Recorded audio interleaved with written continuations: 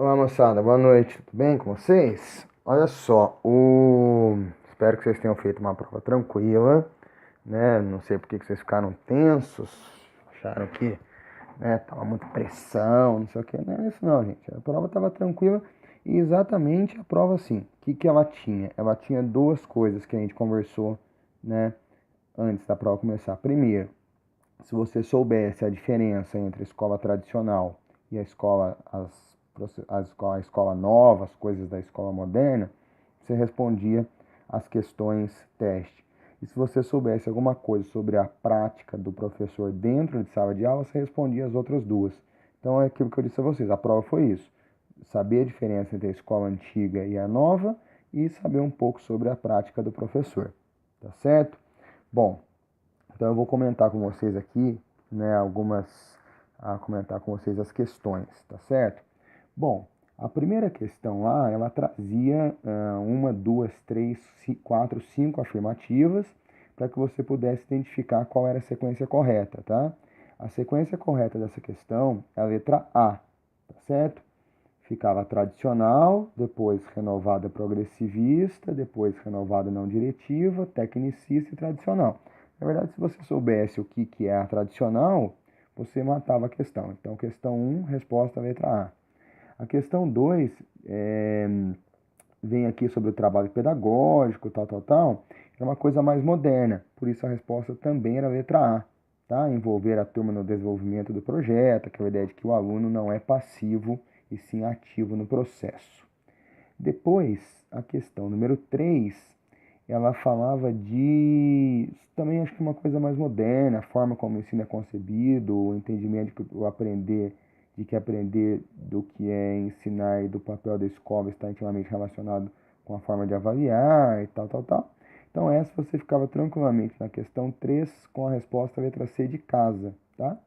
A avaliação é analisada a parte do processo de ensino, porque na verdade ele perguntava aí para você tinha que marcar uma que é errada, né? Essa que era a pegadinha da questão 3, porque lá no final do enunciado ele dizia: isso exige que o professor tenha as seguintes concepções menos aquela, ou seja, aquela que está errada. Portanto, é a letra C de casa. Questão 4, aí tem uma situação onde a professora Márcia está conversando com o aluno, e aí está muito claro falar de que a tendência tem a preocupação de preparar seus alunos moral e intelectualmente para que possam assumir seu papel na sociedade. Então, o conhecimento é repassado, os conhecimentos repassados são aqueles acumulados historicamente, apresentados como verdades absolutas e imutáveis, ou seja, o professor tem a verdade imutável, ou seja, o professor é a enciclopédia. Portanto, questão 4, resposta letra B de bola, né? Escola tradicional. A número 5, gente, ele na verdade repetiu várias. Você tem três perguntas sobre a mesma coisa.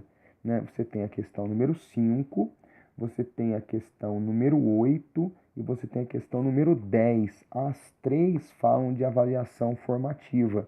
Né? A avaliação formativa tem a ver com a escola nova, preocupada com a formação do aluno. Na número 5, a alternativa correta é a letra D de dado, tá? O segundo e o terceiro item. A questão 6, a resposta é a letra C de casa. Ficou um pouco confuso, talvez com a B, né, dizendo que é para você identificar o potencial que o aluno, porque ele diz aí, o que, ao romper com a visão classificatória da avaliação, ou seja, a questão 6 te pergunta sobre a avaliação nova, né, porque você está rompendo com a avaliação classificatória que é a tradicional. Então a B, na verdade, diz assim, do potencial que não possui. Na verdade, você não quer saber que potencial que o aluno não tem. Na verdade, ele tem potencial para tudo.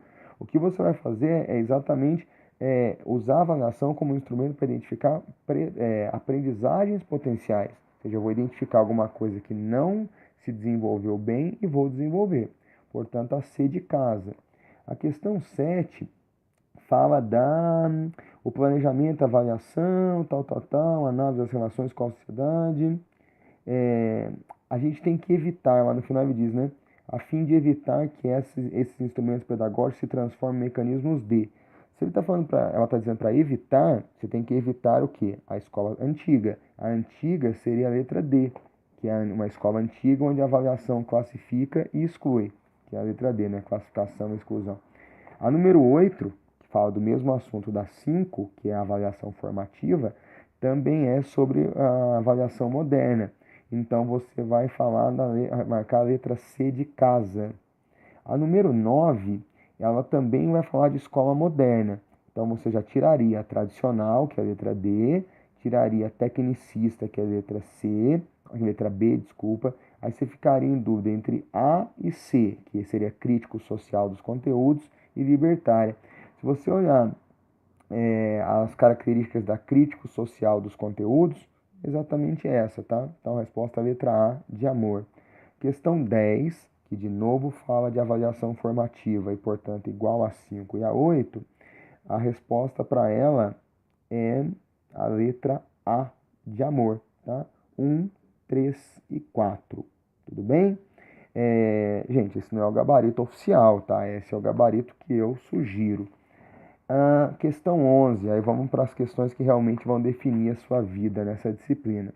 Questão 11 era muito fácil.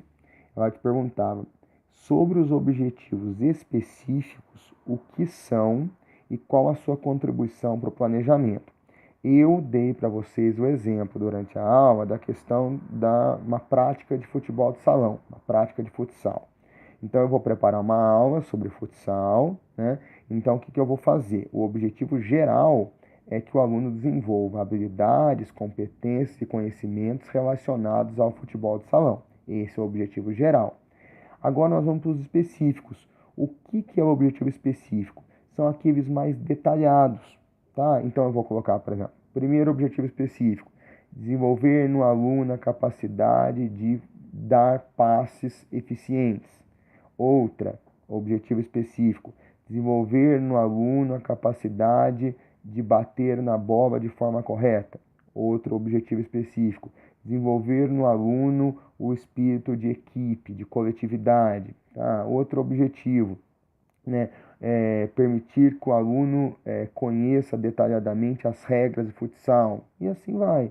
Então, assim, os objetivos específicos são detalhes, né, os objetivos detalhados, que na verdade em conjunto vão formar o objetivo geral.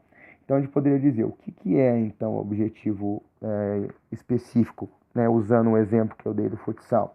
Você poderia dizer alguma coisa assim, que o objetivo específico ele são objetivos detalhados, né? Você pode dizer são objetivos pontuais, são objetivos, ou seja, a subdivisão, né, do objetivo geral em partes menores, tá certo? E a segunda parte, qual sua contribuição para o planejamento? Por que ao traçar objetivos específicos, eu ajudo no planejamento da aula? Fácil, porque na verdade o objetivo específico vai te dar o quê? Detalhes da sua aula, não é? Então, ao planejar, você tem um objetivo geral, que é uma ideia geral, mas para você desenvolver bem a sua aula, você precisa do quê? Dos detalhes, tá certo? Detalhes para que você possa atingir os seus objetivos. Então, o detalhamento, essa é a importância do objetivo específico, tá? Então, se você usou palavras como detalhar, como especificar, como, digamos, objetivos pontuais dentro de um objetivo geral, alguma coisa nesse sentido, com certeza você tirará uma boa nota na questão número 11. E a número 12, a gente falou muito sobre a importância da didática, não é? Bom, primeiro, eu falei para vocês tomarem cuidado. Ele não queria saber a importância da didática no exercício da vida do professor, ou seja, qual a importância da didática na relação professor-aluno. Ele queria que você falasse da importância da didática, né, o papel da didática na formação do professor. Que na verdade é o seguinte, vamos voltar ao exemplo de um jogador de futebol. Se o meu objetivo é formar um jogador profissional que saiba cruzar bem a bola, qual a importância de desenvolver nesse atleta nas categorias de base, ou seja, quando ele está se formando, a arte do cruzamento? Ora, se eu desenvolvo bem no meu jogador nas categorias de base a capacidade de cruzar, quando ele se tornar profissional, ele vai ser um bom cruzador de bolas. Trazendo isso para o professor. Se eu pretendo